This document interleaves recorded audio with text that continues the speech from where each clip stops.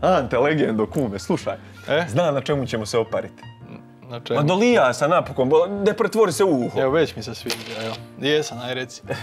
Znam da jesi. Slušaj, Bala, čita se opet onu knjigu Kako postati milijunaš. I tamo jasno piše, ako ne znam, svi znaju, ako ti u Ljubuškom sidiš i čitaš o bitcoinsima, ma već cijeli svijet zna za bitcoinse i nemoj ići u to. Znači, ako cijeli svijet iđe u bitcoinse, ti iđi u nešto drugo. Ako svi iđu u Ingru, ti iđi, ne znam, u Petrokemiju, razumiješ? Znaš u šta trebamo ulagati? Slušaj. Slušam.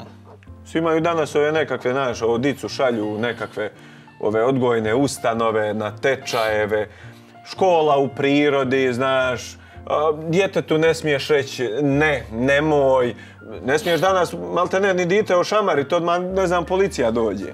Pričaj ti, pričaj, Treba, pajdo, udarit da otvaramo vrtiće. Vrtiće za dicu. Dobro. Ali ne da ih čuvaju tete čuvalice. Ko će ih čuvati? Nego babe.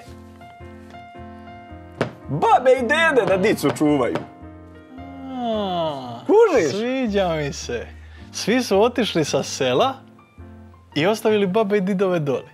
I sad su doli babe i didovi sami, nema mladosti. Nemaju koga ni odgajati. Ovima nema ko pričuva dicu. A svi otišli u Njemačku, vamo, tamo, doli babe same.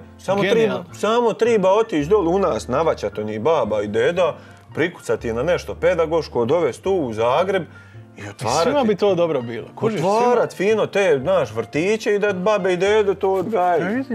Vidiš ti tebe, bravo.